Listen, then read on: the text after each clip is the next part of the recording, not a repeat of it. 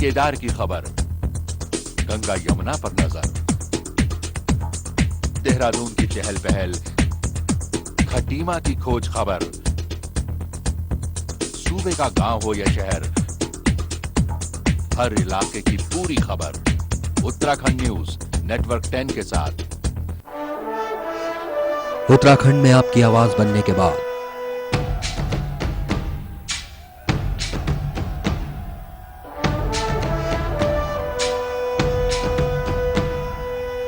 अब नेटवर्क 10 की गूंज यूपी में भी सुनाई देगी।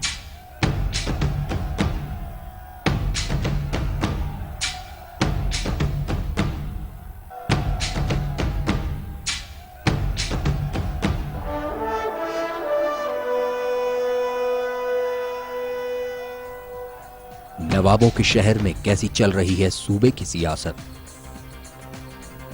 संगमरमर के हुस्न को समेटे मोहब्बत नगरी आगरा का क्या है हाल। संगम में डुबकी लगाते श्रद्धालु और विश्वनाथ में गूंजती हर हर महादेव की गूंज। नोएडा और मेरठ की रफ्तार से लेकर गोरखपुर की चहलकदमी तक हिंदुस्तान के सबसे बड़े सूबे में नेटवर्क 10 बनेगा सबसे बड़ा नेटवर्क।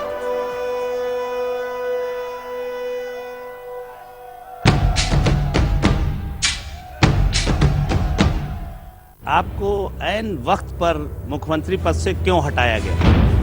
ये तो पार्टी की अपनी व्यवस्था है। तो क्या आप ये माने अगर शतरंज की बिसात है तो क्या आप हराऊ प्यादे हैं? नहीं, अंदर की क्या बात है वो अलग से बता दूंगा। आपको सताते, डराते, भरमाते हर सवाल, तमाम मंदिरों में, मठों में, आश्रमों में, वक्फ बोर्ड में अरबों खरबों की संपत्ति बेकार पड़ी है। तो हम ऐसा क्यों नहीं करते कि वो संपत्ति इस देश के विकास में, गंगा की पवित्रता के लिए, शिक्षा के लिए लगाई जाए? आपको क्या सोचना है मानो? अशोक पांडे बनेंगे आपकी आवाज। सच आएगा सामने सिर्फ प्राइम टाइम डिबेट।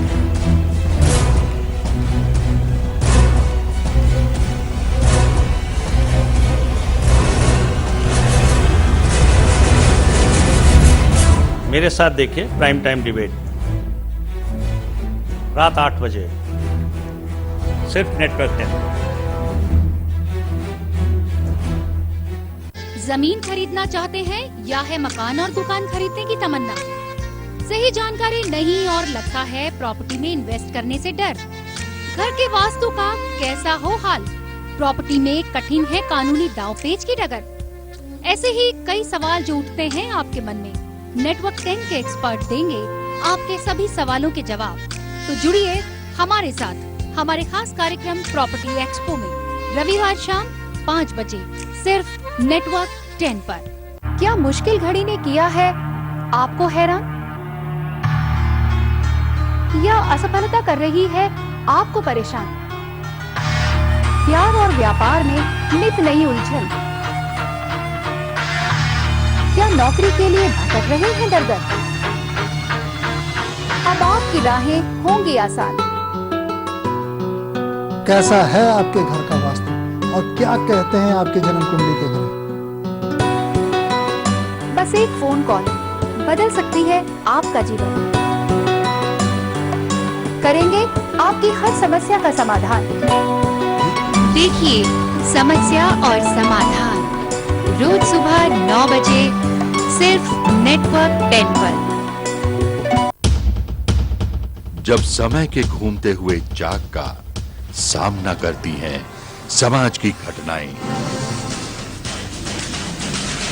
एक नजरिए के साथ, तब संजीदा सोच गढ़ती है आपके सरोकारों की खबर, यानी नेटवर्क 10 सच की हद तक।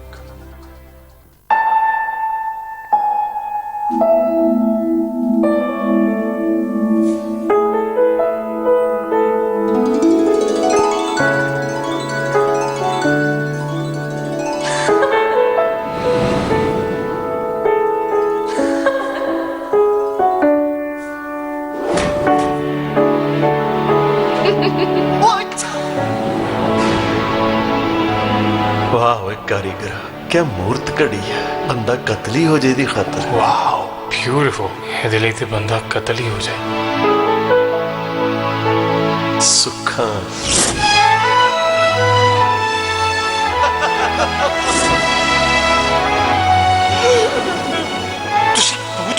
ना सोना, मेरा सोना, गोल्ड, प्योर गोल्ड।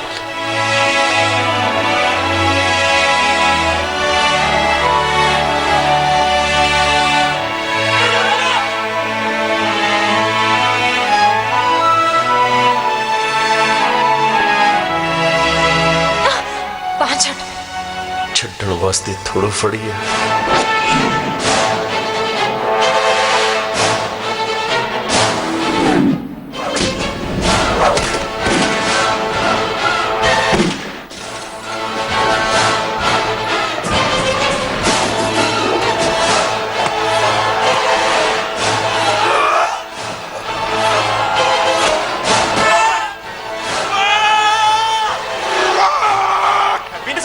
कल्चर है पंजाब का।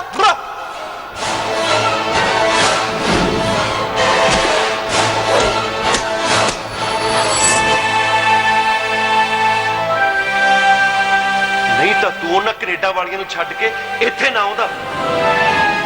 ओ यार ਇਹਨੂੰ ਕਿਹਾ ਮੈਨੂੰ ਵੀ ਚੱਪੀ ਪਾ।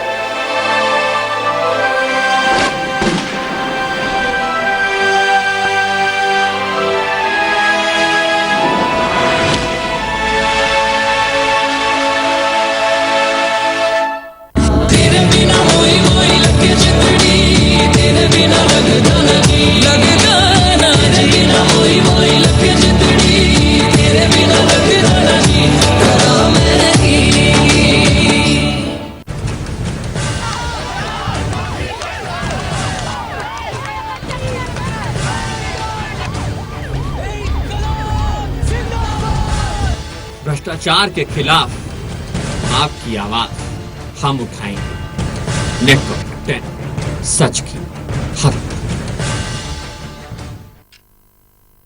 30 मिनट का नेटवर्क, पूरे भारत का नेटवर्क, खबरों का नेटवर्क यानी नेटवर्क इंडिया।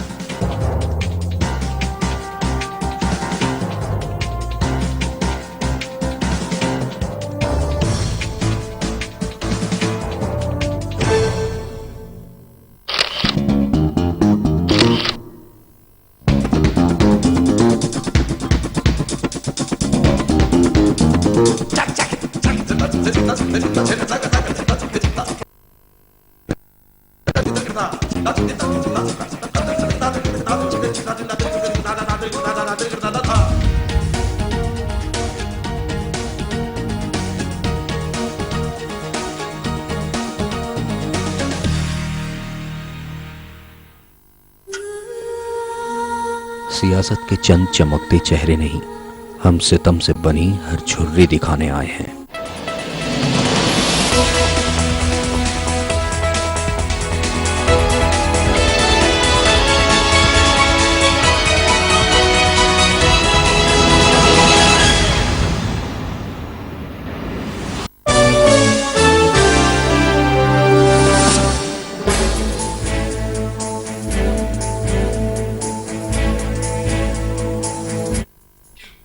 नमस्कार, खास खबर में आपका स्वागत है। मैं हूं रॉबिन सिंह चौहान और आज बात होगी छात्र राजनीति की। जी हां, इस समय प्रदेश के अलग अलग डिग्री कॉलेजेस में छात्र संघ के चुनाव या तो हो चुके हैं या हो रहे हैं और सूबे के सबसे बड़े degree college DAV PG college में भी 5 सितंबर को मतदान होना है। छात्र राजनीति की दशा और दिशा इस समय मौजूदा हालातों में क्या है, किस तरफ जानी चाहिए और छात्र राजनीति होनी चाहिए कॉलेज में या नहीं होनी चाहिए, यह भी एक बुनियादी सवाल है। इस पर हम आज चर्चा करेंगे, बहस करेंगे और छात्र जीवन में राजनीति करके जब एक छात्र पॉलिटिकल पार्टी में जाता है वहां उसे कितनी तवज्जो मिलती है, वो किस तरीके की परफॉर्मेंस करता है या भविष्य में जब वो राजनीति में जाना हो उसको, तो वो उसकी तैयारी वो छात्र जीवन में किस तरीके से करता है, क्या उसकी नींव सही तरीके से पड़ती है या नहीं। ये तमाम बातों पर आज हम अपनी इस खास खबर में चर्चा भी करेंगे, इससे जुड़ी तमाम खबरें भी आपको दिखाएंगे। लेकिन सबसे पहले आपको दिखाते हैं डीएवी पीजी कॉलेज का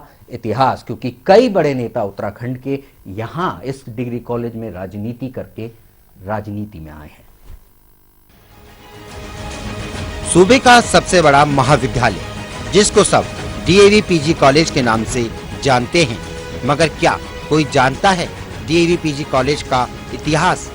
जी हाँ, सन 1892 में मेरठ से देहरादून स्थानांतरित हुआ डीएवी स्कूल के रूप में विकसित होकर अपनी शाखा का विस्तार करते हुए सन 1946 में पोस्ट ग्रेजुएट और सन 1948 में DAV PG college degree college में तब्दील हो गया। ठाकुर पूरन सिंह नेगी ने कॉलेज के लिए भूमि दान दी और इसी कॉलेज से मॉरिशस के पूर्व प्रधानमंत्री श्री लोकेश चंद्र, पूर्व प्राइमर मंत्री या नेपाल स्वर्गीय श्री हेमवती नंदन बहुगुणा, श्री ब्रह्मदत्त और सभी कैबिनेट मंत्री सरकार में स्वर्गीय जनरल बीसी जोशी, थल सेना अध्यक्ष और श्री बिचंदीप पाल और एवरेस्ट जीता वो नाम है जिन्होंने डीएवी पीजी कॉलेज से पढ़ाई कर इतिहास रचा तो इतिहास के स्वर्ण पन्नों में दर्ज कराया अपना नाम। कॉलेज का इतिहास 100 वर्ष से अधिक का है। एक छोटे स्कूल से शुरुआत हुई थी 1904 में और बढ़ते बढ़ते आज ये उत्तराखंड का सबसे बड़ा कॉलेज इस रूप में बन गया है कि यहाँ पर मॉरिशस के प्रधानमंत्री भी छात्र रहे यहाँ के, इसी प्रकार से नेपाल के प्रधानमंत्री भी यहाँ पर छात्र रहे, हमारे सेनाध्यक्ष जनरल जोशी भी यहाँ पर छात्र रहे, हमारे हिमालय पुत्र और देश की शान श्री हेमवती नंदन बहुगुणा वो भी यहाँ के छात्र रहे।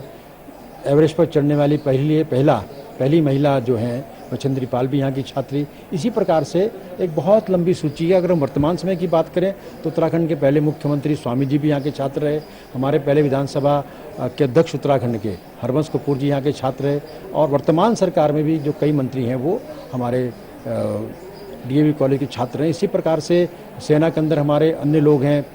इस साल हमारे पीसीएस जुडिशरी में 5 छात्र निकले हैं, कई एसडीएम जो यहाँ से निकल चुके हैं, आईएफएस में हमारे लोग निकल चुके हैं, कई इंडस्ट्रियलिस्ट हमारे इस कॉलेज के छात्र हैं और वो एक लंबी श्रृंखला है।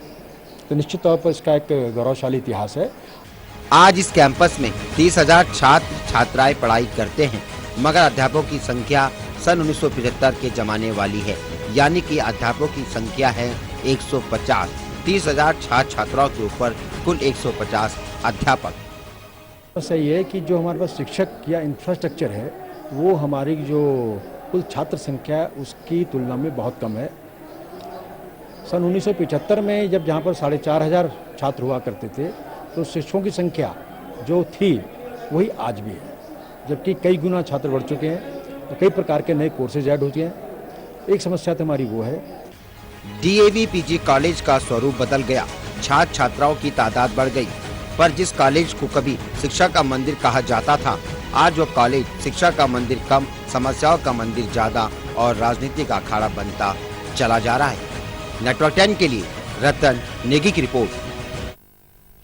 चलिए, ये बात तो तय हो गई कि डीएवी ने कई बड़े राजनीतिक दिग्गज और अलग अलग क्षेत्रों में कई दिग्गज देश को दिए हैं, लेकिन सवाल अभी भी यही है कि यहाँ पर जब सियासत होती है तो वो किस तरीके की सियासत होती है, किस स्तर की सियासत होती है। क्या ये छात्र राजनीति सिर्फ छात्र राजनीति या कॉलेज के कैंपस के दायरे तक ही सीमित है, या इसकी ये उससे कहीं ज़्यादा बाहर निकलकर इसमें राजनीति होती है, इसमें राजनीतिक पार्टियों का हस्तक्षेप होता है? ये तमाम सवाल हैं, लेकिन सियासत किस तरीके की है इसको भी समझ लीजिए जरा। सूबे के सबसे बड़े महाविद्यालय में छात्र संघ चुनाव जरूर होता है। यहाँ वोट छात्र छात्राएं डालते जरूर है उनको जो उनके पसंदीदा चेहरे होते हैं, लेकिन हाय ये राजनीति जो इन तस्वीरों को देखकर समझ में आती है कि यहाँ छात्र संघ का चुनाव कम, भाजपा कांग्रेस में घमासान ज्यादा होता है, जिसे कहते हैं वर्चस्व की जंग। एनएसयूआई हो या एबीवीपी, दोनों ही राष्ट्रीय पार्टी का डंका बजाने वाली भाजपा और कांग्रेस की छात्र संघ इकाई है। बस यहीं से शुरू होती है इस कैंपस के अंदर इन राजनेताओं की दस्तक, जो बिगाड़ कर रख देती है सारी व्यवस्था। लोकसभा के चुनाव की कभी भी घंटी बज सकती है और एबीवीपी हो या एनएसयूआई, दोनों ही डीएवी पीजी कॉलेज में छात्र संघ के अध्यक्ष पद पर काबिज होना चाहेगी, क्योंकि जो जीत दर्ज करेगा उसका फायदा या तो कांग्रेस को मिलेगा या फिर बीजेपी को, और युवाओं का वोट लोकसभा के चुनाव में काफी अहम है। तभी तो समय समय पर इस कॉलेज में आज के विधायक हो या मंत्री या फिर नेता बस कूद पड़ते हैं अपने अपने छात्र संघों की पैरवी के लिए। यही नहीं, ये कोई पहली बार नहीं हो रहा है। अक्सर इस डीएवी पीजी के कैंपस में छात्रों की राजनीति के बीच सियासतदान कूद पड़ते हैं। छात्रों का हुड़दंग सड़कों पर होता है, लाठियां चार्ज होती है, तो भी ये राजनेता उनका रहनुमा बनकर थाने पहुंच जाते हैं उनको छुड़ाने के लिए। यही वो वजह है जिससे इन छात्र नेताओं को बल मिलता है और वो बेधड़क खुलेआम कुछ भी करने से नहीं चूकते। दरअसल में इस डीएवी के कैंपस से कई छात्र नेता आज मुख्य धारा की राजनीति में सक्रिय हैं, तो वर्तमान में विधायक। मगर जिस तरह की राजनीति की नई फसल आज के इस दौर में डीएवी कैंपस से निकल रही है, उसकी फसल क्या होगी आप खुद ही तय कर लीजिए। नेटवर्क 10 के लिए कैमरामैन संदीप त्यागी के साथ रतन नेगी की रिपोर्ट। ये कुछ पुरानी तस्वीरें थी, लेकिन अमूमन यही हाल हर साल डीएवी चुनाव के दौरान, जब छात्र संघ चुनाव होते हैं डीएवी कॉलेज में, इसी तरीके का नज़ारा आपको देखने को मिलेगा। शर्ट उतारे लड़के जिस तरीके से चुनाव प्रचार करते हैं, चुनाव प्रचार के भी नए नए तरीके हैं अपने आप में अपनाए जाते हैं इस पूरे चुनाव में। लेकिन सबसे बड़ी बात, जो लिंगडो कमेटी की जो सिफारिशें हैं वो आज तक डीएवी कॉलेज में तो कम से कम लागू नहीं हो पाई हैं। और सबसे बड़ा सवाल, जिस मात्रा में जिस पैसा खर्च होता है इस पूरे चुनाव में, उसे देखकर ऐसे लगता है कि विधायक भी इससे सस्ते में अपना चुनाव लड़ ले जितना कि डीएवी पीजी कॉलेज का अध्यक्ष एक चुनाव लड़ता है। तो ये एक बड़ा सवाल है कि आखिर वो छात्र जो शायद इतने समृद्ध नहीं हैं, ना ही उनके कोई आर्थिक स्रोत हैं, लेकिन फिर भी इतने महंगे चुनाव वो कैसे लड़ते हैं। पिछली बार का जब चुनाव हुआ, हमने कुछ आकलन करने की कोशिश की थी कि कैसे ये जो चुनाव प्रचार में इतना पैसा भाया जाता है वो कैसे आता है, कितना पैसा लग जाता है एक जब डीएवी पीजी कॉलेज का एक अध्यक्ष चुनाव लड़ता है उसके चुनाव में। आइए देखते हैं। पानी की तरह बहाया गया रुपया, खूब हुई रुपयों की लूट। हजारों नहीं लाखों की बात कीजिए जनाब। डीएवी पीजी कॉलेज में जमकर उड़े लिंग 2 सिफारिशों की धज्जियां। 5,000 रुपए की गाइडलाइन रखी गई लिंग 2 कमेटी के जरिए। आप छात्र संघ चुनाव में 5,000 से ज्यादा खर्च नहीं कर सकते, लेकिन देहरादून के डीएवी पीजी कॉलेज में अगर आप उम्मीदवार के खर्चों को सुनेंगे तो आपके होश ही उड़ जाएंगे। अंदाजा लगाइए, 50,000, 5 लाख, 25 लाख, नहीं इससे भी ज्यादा, यानी 50 लाख। जी हाँ, खबरें यही है कि 50 लाख रुपए बहा दिए गए इस छात्र संघ चुनाव में, यानी आधा करोड़ रुपया सुहा हो गया छात्र राजनीति का सरताज बनने में। कहां से इन छात्रों के पास ये पैसे आए? ये पैसे मिले एनएसयूआई और एबीवीपी की सियासी शाखाओं कांग्रेस और बीजेपी से। दोनों सियासी पार्टियां हर साल होने वाले इन छात्र संघ चुनाव को जीतने के लिए जी जान लगा देती है। जितना खर्चा विधायकी के चुनाव पर होता है, उतना ही खर्चा इन छात्र संघ चुनाव में भी देखा जा सकता है। लेकिन सवाल यही है कि आखिर क्यों इन शिक्षा के मंदिर को राजनीति का अखाड़ा बना दिया गया है। लाखों रुपए इन छात्र संघ चुनाव में फूंक दिए गए। होर्डिंग्स और बैनरों के जरिए जमकर प्रचार किया गया। छात्रों को अपने पक्ष में करने के लिए शराब और दूसरे साधनों का इस्तेमाल किया गया। वजह साफ है कि कांग्रेस और बीजेपी की स्टूडेंट शाखाएं, एबीवीपी और एनएसयूआई कतई नहीं चाहती कि इन चुनाव में उनकी हार हो। नेटवर्क 10 के लिए देहरादून से रतन सिंह नेगी की रिपोर्ट।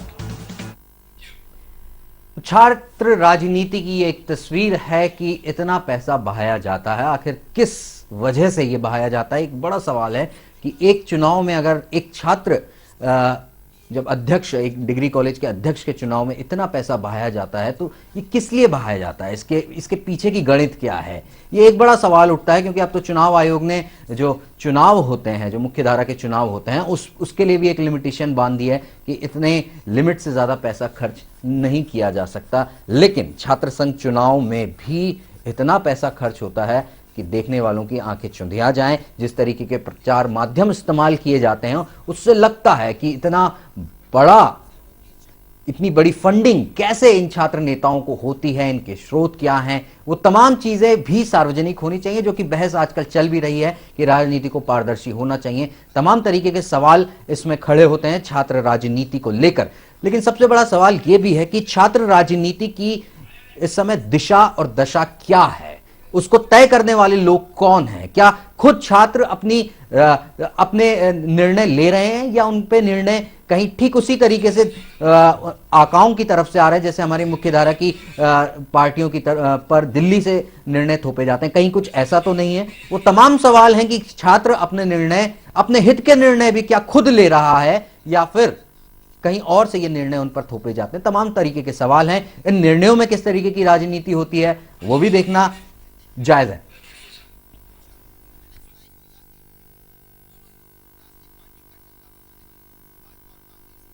चलिए, इस समय हमारे साथ एक खास पैनल जुड़ा है हमारे स्टूडियोज में, जो कि छात्र राजनीति को बहुत करीब से जिन्होंने देखा है। जसविंदर सिंह गोगी हमारे साथ हैं। स्वागत है गोगी साहब आपका, जो कि पूर्व छात्र नेता हैं, कांग्रेस से जुड़े हुए हैं, इस समय यूथ कांग्रेस से भी जुड़े हुए हैं। आदित्य चौहान मेरे साथ हैं, जो कि वो भी पूर्व छात्र नेता हैं। डीएवी कॉलेज की राजनीति में उनका खासा रसूख है और रहा भी है और अभी भी है, और वो बीजेपी से जुड़े हुए हैं इस समय। और कुछ ही देर में हमारे साथ स्वाति नेगी भी जुड़ेंगी, जो इस बार चुनाव लड़ रही हैं अध्यक्ष पद का, वो भी हमारे साथ इस समय जुड़ेंगी। लेकिन मैं सबसे पहले आदित्य चौहान जी के पास जाना चाहूंगा। आदित्य भाई, मैं आपसे जानना चाहता हूं, एक बुनियादी सवाल है जो कि उस पर बहस बड़े लंबे समय से हो रही है, और इस अपने प्रोग्राम की शुरुआत, इस बहस की शुरुआत में उस सवाल से करना चाहूंगा कि क्या कॉलेजेस में जिस तरह छात्र राजनीति होनी चाहिए या नहीं होनी चाहिए? ये बहस काफी लंबी चल रही है, लेकिन मैं तर्क जानना चाहूंगा। पहले आपसे मैं ये सवाल पूछता हूं। धन्यवाद रोबिन जी। पहले तो मैं अपनी ओर से और पूरे छात्र समुदाय की ओर से टीवी 10 नेटवर्क को बहुत बधाई देता हूं, शुभकामनाएं देता हूं कि आपने एक ऐसे पक्ष को, जिस पक्ष को केवल समाज में विध्वंसक माना जाता है या उत्पाती माना जाता है, ऐसे एक पक्ष को, समाज को अपना पक्ष रखने का मौका आपने प्लेटफॉर्म मुहैया कराया है। मैं इसके लिए आपका बहुत धन्यवाद कहता हूं। जैसा आपने प्रश्न किया कि कॉलेज कैंपसेस में छात्र राजनीति होनी चाहिए या नहीं होनी चाहिए, ये परंपरा कोई आज या कल की नहीं है। ये जब देश अंग्रेजों के अधीन था, तब से कॉलेज कैंपसेस में स्टूडेंट इन्वॉल्वमेंट के लिए, स्टूडेंट्स की पॉलिटिक्स में पार्टिसिपेशन के लिए, उनकी सहभागिता के लिए छात्र राजनीति जिसका नाम दिया गया, वास्तविक रूप से इसका नाम छात्र संघ था, उसको इसका स्वरूप दिया गया है। इसका रहना इसलिए जरूरी है कि छात्र राजनीति या छात्र संघों के माध्यम से, क्योंकि देश हमारा लोकतंत्र में विश्वास रखता है, लोकतंत्र के मजबूत स्तंभ के रूप में पूरे संसार में विख्यात है, विश्व की सबसे बड़ी लार्जेस्ट डेमोक्रेसी है। इसी छात्र राजनीति से निकलकर, छात्र संघों से निकलकर लोग कल को अपने समाज को, देश को, राज्य को दिशा दे सकें, नेतृत्व कर सकें। यहीं से वो एक पहली ऐसी सीढ़ी मानी जाती है, ऐसा प्लेटफॉर्म माना जाता है, जहां छात्र नेता के रूप में एक छात्र अपने विचारों को बाहर निकालता है, अपना एक्सपोजर कर कर अपने आप को निखारता है, छात्र को समुदाय के, समाज के प्रति उत्तरदायित्व बनने के लिए तैयार करता है, अपने आप को तैयार करता है। विभिन्न प्रकार की समस्याओं का आप देखेंगे छात्र राजनीति के, आप एक नेगेटिव पार्ट को छोड़ दीजिए, अगर आप पॉजिटिव पार्ट में आए तो बहुत सारे ऐसे आंदोलन होते हैं जिन आंदोलनों की सहभागिता में छात्रों के होने से वो आंदोलन सफल होते हैं। उन आंदोलनों के सफल होने से समाज को एक दिशा मिलती है। उदाहरण के लिए हमारा ये उत्तराखंड जो राज्य है, एक नवोदित राज्य है, ये शुद्ध और शुद्ध रूप से छात्र शक्ति और मातृ शक्ति के संघर्षों का परिणाम है। ठीक है, ऐसा मानना है। आदित्य भाई, यही सवाल मैं गोगी भाई से पूछना चाहूंगा। वो बात बिल्कुल ठीक कह रहे हैं आदित्य भाई आप, कि आंदोलनों में बड़ा एक्टिव रोल रहता है स्टूडेंट्स का और युवाओं का, खास तौर पे वो एनर्जी जो है वो चैनलाइज होती है आंदोलनों में। ठीक है, वो सही बात है। लेकिन गोगी भाई, आपसे यही सवाल का उत्तर मैं जानना चाहूंगा जो मैंने आदित्य भाई से किया। जी रोबिन भाई, बिल्कुल सही। अभी आदित्य चौहान जी भी बता रहे थे हमारे कि छात्र राजनीति की आवश्यकता क्यों पड़ती है। कई हमारे कॉलेजों में समस्याएं ऐसी आती हैं, या पूरे प्रदेश में कुछ इश्यूज ऐसे आते हैं कि जो छात्रों द्वारा या छात्र संघों द्वारा या संगठनों द्वारा उठाए जाते हैं। वो जो इश्यूज जो हमारे हैं, कई जो छात्र संगठनों ने उठाए हैं, वो उन्हीं द्वारा उनके हितों के द्वारा लड़ाई लड़ी जाती है। और कहीं ना कहीं छात्र राजनीति बहुत जरूरी भी है। छात्रों की समस्याओं को लेकर कई बार ऐसे आंदोलन हो जाते हैं जिसके बड़े ही अच्छे परिणाम हमारे सामने आए हैं, जैसे बीएड कॉलेजों को व्यवसायीकरण को लेके हो, या कई मुद्दे ऐसे हैं कि जहां छात्र राजनीति बहुत जरूरी है हमारे लिए। ठीक, गोगी भाई मैं एक सवाल आपसे करना चाह रहा हूं कि चलिए आप उदाहरण मान लीजिए डीएवी पीजी कॉलेज को, और मैं ये जानना चाहता हूं अगर छात्र राजनीति को, छात्र संघ को डीएवी से अलग कर दिया जाए, कैसा क्या क्या बदलाव आएगा डीएवी कॉलेज में अगर छात्र संघ आप अलग कर देते हैं? तो मतलब नहीं है छात्र संघ, छात्र संघ के बिना इलेक्शन नहीं है, छात्र इलेक्शन के बिना डीएवी कैसा होगा, क्या होगा, उसमें क्या बदलाव होंगे? अगर ऐसा, क्या नेगेटिव और पॉजिटिव दोनों मैं अगर आपसे जानना चाहूं तो? देखिए, हर चीज के दो परिणाम होते हैं, एक पॉजिटिव और एक नेगेटिव। अगर हम छात्रों की बात करें, छात्र संघ बेसिकली बनता किस लिए है? छात्रों की समस्याओं के लेके जो हम लोग अपने मैनेजमेंट से, कॉलेज प्रशासन से बात करते हैं कि ये हमारी समस्याएं हैं और इन समस्याओं का निदान होना चाहिए। लेकिन जो आज हमारी छात्र राजनीति एक गलत रास्ते पे भटक गई है, वो कहीं ना कहीं लिंगदो कमेटी की कुछ उसमें सिफारिशें हैं जो कि हमारे कॉलेज में या कहीं हमारे प्रदेशों में कई जगह उसका पालन नहीं हो पा रहा है। अगर छात्र संघ हट जाता है तो कॉलेज में कुछ समस्याएं आएंगी। अब कॉलेज प्रशासन को ये देखना है कि वो समस्याओं से जूझने के लिए बिल्कुल प्रिपेयर है या नहीं है। किस तरीके की समस्या आएंगी मैं ये जानना चाह रहा हूं, वो ऐसी कौन सी समस्याएं हैं जो कि छात्र संघ सुलझा लेता है और एक ग्रुप ऑफ स्टूडेंट नहीं सुलझा पाएगा अगर छात्र संघ नहीं होगा तो? नहीं, मैं वही आपकी बात का बता रहा हूं कि जैसे कि छात्रों की समस्याओं का समस्या है, उसका नेतृत्व करने के लिए एक छात्र संघ बनाया जाता है। अगर वो समस्या अगर कोई है तो उसे कौन लीड करेगा? तो उसे लीड करने के लिए कोई छात्र चाहिए, छात्र को नेतृत्व करने के लिए ही छात्र संघ बनाया गया है।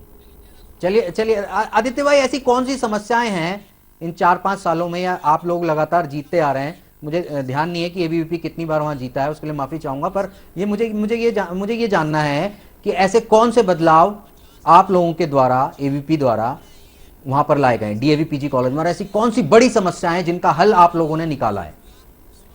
रॉबिन भाई, मैं ये कहना चाहूंगा, मैं पहले आपके पहले वाले प्रश्न का उत्तर देने की बिल्कुल दे दीजिए, जो आपने गोगी जी से किया, दे दीजिए।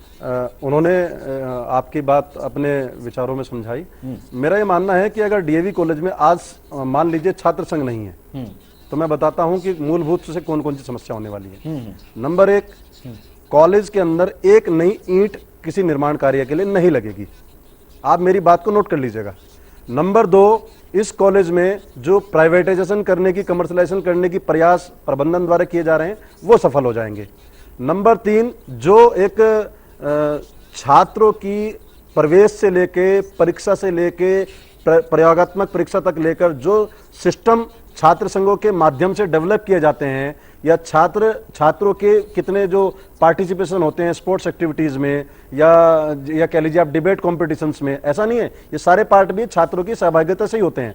या कोई किसी प्रकार का गलत कार्य या कोई भ्रष्टाचार या घोटाला कॉलेज प्रबंधन वाला प्रशासन द्वारा अगर संलिप्तता की जाती है तो उसका उजागर नहीं होगा अगर आज छात्र संघ आप इस आज की डेट में आप डीएवी कॉलेज से हटा देते हैं। अब मैं आता हूं आपके, ये बता दीजिए, अब मैं वो दूसरा वाला जो हिस्सा है, जब से एबीवीपी है, आप लोगों ने ऐसा कौन सा काम किया है जो कि छात्र संघ के बिना नहीं हो सकता था, या क्या नया निर्माण कार्य वहां पर हो गया है? मैं उसी विषय पे आ रहा हूं। 2007 से लगातार विद्यार्थी परिषद का प्रत्याशी डीएवी कॉलेज में छात्रों के प्यार और स्नेह का भागीदार रहा है, अध्यक्ष बना है। मैं ये जैसे हम 2007 में हम लोगों ने, हमारे जितेंद्र रावत मोनी पहले अध्यक्ष बने, हम लोगों ने एक मूलभूत विचार को लेकर आप लोग आपस में बैठक की। कॉलेज के अंदर पार्किंग ओपन थी, कॉलेज के अंदर कॉमन टॉयलेट नहीं थे, जो थे वो तकरीबन 50 या 40 साल पुरानी कंस्ट्रक्शन की देन। दादा, टॉयलेट्स की हालत तो आज भी खराब है। आप मेरी बात मैं अपनी बात को 2 पार्ट में आपको समझाना चाह रहा हूं रोबिन जी। जो निर्माण कार्य छात्र संघों के माध्यम से हुआ, उसकी देखरेख की जिम्मेदारी कॉलेज प्रशासन की है।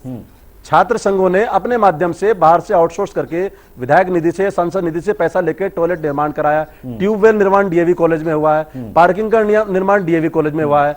यहां तक कि 4.5 करोड़ 2008 में यूजीसी की ग्रांट आई थी 18 कमरों के निर्माण के लिए। उसका शिलान्यास का पत्थर प्रबंधन सचिव द्वारा तब तक किया गया था, लेकिन वो कार्य आगे नहीं बढ़ पाया क्योंकि विधायक निधि और सांसद निधि पर हमारे छात्र संघों के दबाव काम आया, ये निर्माण हो गए। और मैं आपको बताऊं कि जो पुताई जो है या मैगजीन का कार्य है, जो प्रत्येक वर्ष रूटीन में नहीं होता था, अब प्रत्येक वर्ष पुताई हो जाती है, प्रत्येक वर्ष मैगजीन का सर्कुलेशन हो जाता है, प्रिंटिंग हो जाती है। और जो क्लासेस का माहौल है उसको लेकर कहीं ना कहीं मुझे लगता है कि ये केवल एक विजयी छात्र संघ की नहीं, सब छात्र संगठनों की ऐसी जिम्मेदारी है कि कैसे एटमॉस्फेयर को क्रिएट किया जाए। आदित्य भाई, वो बात सही है ये, लेकिन जो ये आप काम बता रहे हैं ये तो मैनेजमेंट पार्ट के काम है। मैं ये जानना चाहता हूं कि वो कंस्ट्रक्टिव काम नहीं, मैं रॉबिन भाई, ये विजन जो होता है ये मैनेजमेंट का काम ही छात्र संघों के